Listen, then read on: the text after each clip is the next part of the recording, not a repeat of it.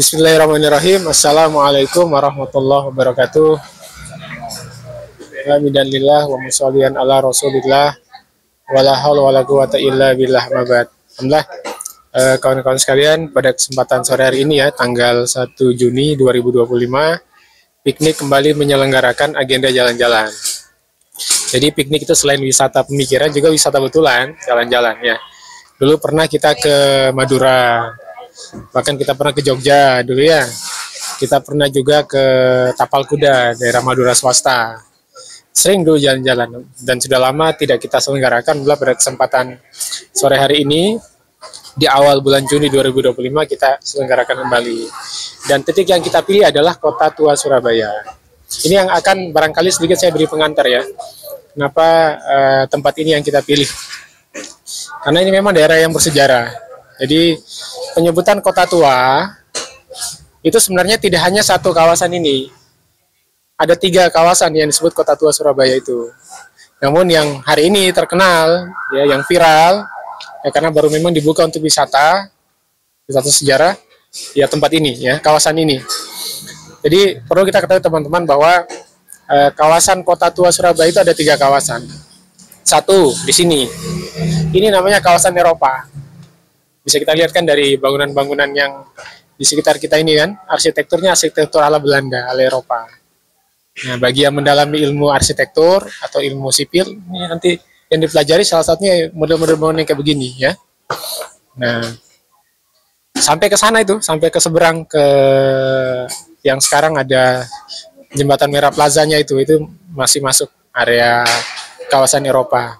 Terus ke sana lagi nanti ada penjara Kalisosok. Nah, itu penjara lama, sudah ditutup, sudah tidak digunakan, tapi masih berdiri hingga hari ini ya, namun tidak difungsikan. Kalau kita nyebrang Jembatan Merah ke sana, nah itu ada satu kawasan lagi Kota Tua, namanya kawasan Pecinan, tempat orang-orang Tionghoa. Ya. Di situ kalau malam minggu rame ya, orang-orang jual kulineran di situ, dan banyak juga yang menghidangkan kuliner yang nuansa Tionghoa. Daerah situ banyak saudara-saudara kita yang orang-orang Cina ya, Cindo. Ya di situ tinggalnya. Kalau terus dari ke sana, nah itu satu kawasan lagi, namanya kawasan Arab. Daerah Ampel, daerah Nyamplungan ke sana. Ya. Jembatan Merah nyebrang belok kiri, terus ke sana. Daerah Ampel. Daerah Ampel. Ya tempat antum kuliah dulu. Istibadah kan di situ ya. Itu kawasan Arab. Ya sampai ke Jalan Kiai Mas Mansur, Nyamplungan, Ampel gitu ya. Kawasan Arab. Jadi Kota Tua Surabaya itu meliputi 3 kawasan. Kawasan Eropa, kawasan Pecinan, kawasan Arab. Nah, kita sekarang ada di kawasan Eropanya. Ya. Yang paling ikonik di sini ya.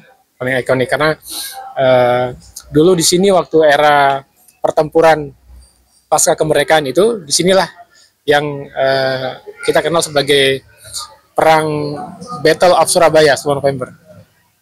Basisnya di sini, ya, tapi meluas kemana-mana.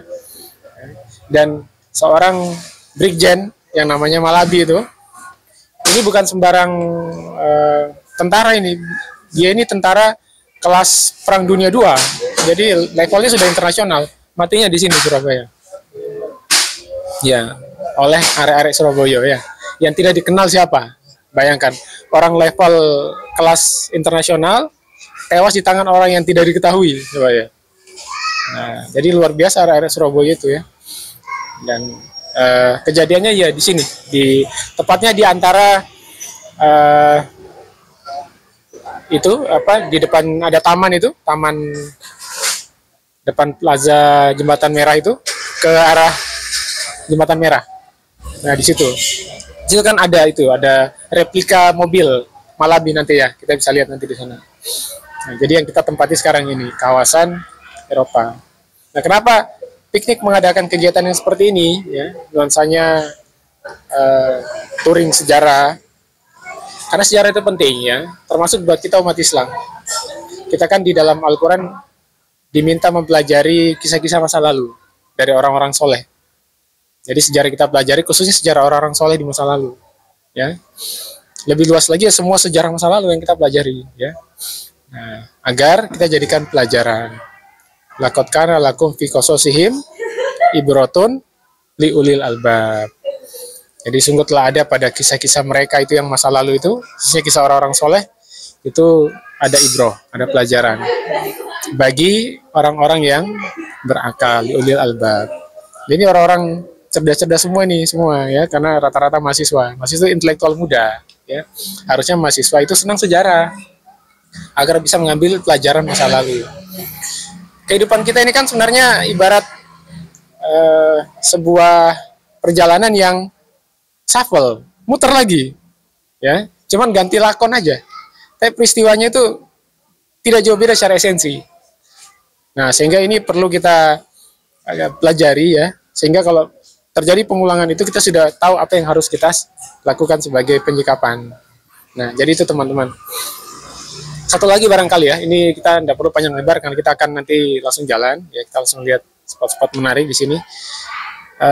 Perlu kita ketahui juga ya tentang kota Surabaya itu sendiri, karena kota Surabaya ini setelah menjadi kota metropolis, arahnya semakin digiring ke kota hedon, kota liberal, kota sekuler. Bahkan dibuat semakin radikal sekulernya ya. Bahkan tidak cuma itu, kita melihat juga ada gelagat Surabaya mau diarahkan ke kota sosialis, kota komunis. Nah, padahal kalau kita mengkaji aspek kesejarahan, Islam itu sangat kuat di kota ini. Ya, ini kota dakwahnya Sunan Ampel. Nah, Sunan Ampel dulu menyebarkan Islam di sini dan mendirikan pesantren pertamanya. Yang dari sana juga lahir banyak ulama, termasuk lahir salah seorang yang menjadi sunan juga, ya. Ya, seperti misalnya Sunan Giri. Sunan Giri itu sepupunya plus muridnya Sunan Ampel, yang dikader di pesantren Ampel, ya. Itu satu hal. Yang kedua, kota ini menjadi kota perjuangan Sarekat Islam. Memang Sarekat Islam berdirinya di Solo, sewaktu masih bernama Sarekat Dagang Islam. Tapi setelah basisnya menjadi di Surabaya, dijalankan oleh Haji Umar Said Cokroaminoto. Nah, di Surabaya itu lokasinya, tepatnya di Kampung Peneleh, daerah Peneleh. Nah, di situ. Peneleh itu. Di situ masih ada rumah Cokroaminoto. Yang di rumah itu dulu Soekarno pernah ngekos. Ya, di situ Soekarno pernah ngekos. Ya, dan dia murid dari Haji Umar Said Cokroaminoto. Itu seorang tokoh Islam, pimpinan Sarekat Islam. Ya. Nah, itu yang kedua. Yang ketiga, ormas Islam terbesar ya di negeri ini, ya. Bahkan mungkin kita bisa katakan terbesar di dunia. Ya, karena kan Indonesia jumlah muslimnya besar ya. Sehingga kalau ada ormas Islam menghimpun banyak massa umat Islam, dia bisa jadi ormas Islam terbesar sedunia juga. Apa itu? Nahdlatul Ulama. Itu berdirinya di Surabaya. Tanggal 31 Januari 1926. Bukan di Jombang. Memang Kiai Haji Hasyim Asy'ari orang Jombang, ya, termasuk pendiri yang lain juga banyak dari Jombang. Namun untuk NU-nya sendiri didirikan oleh beliau-beliaunya di Surabaya, bukan di Jombang. Nah, jadi luar biasa ya, kota dakwahnya Sunan Ampel, kota perjuangannya Sarekat Islam, kota lahirnya Nahdlatul Ulama. Jadi ini bukan sembarangan ini Surabaya, sejarah Islamnya kental, sehingga kalau ada upaya untuk mensekularisasi atau mengkomunisasi Surabaya harus kita tolak, ya, harus kita lawan. Jadi itu yang saya rasa penting ya kita stressing. Kota Surabaya adalah kota Islam. Tidak apa-apa dia maju secara peradaban, secara teknologi, ya, karena memang itu tuntutan zaman. Tapi jangan lupa akar Islam yang sudah begitu kental di kota ini. Ya, mungkin itu ya teman-teman yang bisa kita bahas ya. Dan ini kota yang sudah sangat tua, ya. Berapa umur Surabaya sekarang? Ini baru ulang tahun kemarin Surabaya. Tanggal 31 Mei, betul, 730 tahun. Nah, tanggal 31 Mei kemarin ulang tahun Surabaya. Yang ke 730 tahun. Dia berdiri sejak 1293. Lama sekali. Itu acuannya saat pasukan Kubilai Khan dari Mongol dikalahkan Raden Wijaya itu di Surabaya. Siapa Raden Wijaya? Dia raja pertama Majapahit. Waktu itu belum ada Majapahit, tapi setelah dia mengalahkan pasukan Kubilai Khan, kemudian dia mendirikan Majapahit. Sebenarnya dia itu dari Singosari Malang. Kerajaan Singosari dulu itu berdiri setelah mengalahkan kerajaan Kediri. Nah, berdirilah Singosari. Tapi ternyata ada sisa-sisa dari kerajaan Kediri yang tidak puas, dan dia membalaskan dendam. Namanya Jaya Katwang. Nah, dia itu dari keluarga kerajaan Kediri. Yang saat itu dia ada di daerah sekitar Madiun. Nah, dia melakukan pemberontakan. Akhirnya terjadilah perang. Kerajaan Kediri kalah, kerajaan Singosari kalah. Kemudian rajanya Kertanegara itu tewas. Nah, menantunya Kertanegara ini Raden Wijaya. Agar selamat dari pertempuran itu, dia lari ke Madura, ke Sumenep. Nah, karena dulu Sumenep itu bagian dari kekuasaan Singosari. Iya, jauh sampai ke sana dia mencari perlindungan. Nah, akhirnya dia berkoalisi dengan Madura untuk menyerang balik Jaya Katwang. Nah, kebetulan saat itu datang pasukan Mongol. Pasukan Mongol datang. Kenapa datang? Karena dulu waktu masih Singosari dipimpin oleh Kertanegara, pernah datang utusan Mongol minta upeti. Bayangkan, Mongol datang jauh-jauh ke sini minta upeti ke Singosari. Ya. Saat itu Raja Kertajaya malah mempermalukan utusan Mongol ini, dipotong telinganya. Nah, itu membuat marah Kubilai Khan, kaisarnya Mongol. Nah, kalau dengar nama Kubilai Khan, mungkin juga ini ya nyambung nanti dengan Genghis Khan. Nah, Genghis Khan itu kakeknya Kubilai Khan. Shahrukh Khan itu aktor India. Jadi beda. Tapi yang Kubilai Khan, Genghis Khan ini gennya diwariskan ke banyak orang karena istrinya banyak, gitu ya. Nah, istrinya banyak. Genghis Khan ini orang Mongol, secara etnis lebih dekat ke Cina, tapi bukan Cina, ya. Walaupun nanti juga Mongol menaklukkan Cina juga. Nah, Kubilai Khan itu cucu dari Genghis Khan. Nah, mungkin kalau ingat ya sejarah kekhilafan Abbasiyah diserang oleh pasukan Mongol, itu yang nyerang adalah saudaranya Kubilai Khan, namanya Hulagu Khan. Itu dia menyerang Baghdad sampai khalifahnya dibunuh itu. Iya, sesama. Itu saudaranya Hulagu Khan yang menyerang Abbasiyah itu saudara dengan Kubilai Khan. Tapi Khan terbesarnya, pemimpin Khan yang terbesar itu Kubilai Khan. Itu dia ya. Dan dia yang menjadi Khan besar terakhir. Khan besar. Karena setelah itu nanti ada konflik dengan Cina ya. Gitu. Nah, jadi begitu menariknya sejarah gitu ya kalau kita pelajari ya. Nyambung kemana-mana, termasuk nyambung ke sejarah Islam juga. Karena tidak bisa dipungkiri sejarah Islam dulu itu melahirkan peradaban besar ya.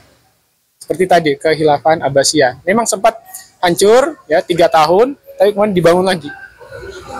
Karena umat Islam masih punya kekuatan fikro Islam yang masih menancap di benak kaum muslimin. Sehingga begitu peradabannya jatuh langsung gampang dipulihkan untuk bangkit kembali. Kalau sekarang setelah 1924 ya jatuh kekhilafan Utsmani, itu kita tidak bisa bangkitkan kembali. Kenapa? Karena pada faktor pemikiran umat Islam yang turun. Tidak kayak dulu. Dulu masih terjaga. Khalifahnya meninggal tapi pemikiran Islam masih terjaga. Akhirnya dibangkitkan kembali mudah. Ya sekarang anjlok kita. Ya. Nah, 1924. Nah, ini tahun-tahun menarik yang harus kita ingat ya. 1924 runtuhnya Ottoman, 1926 berdirinya Nahdlatul Ulama.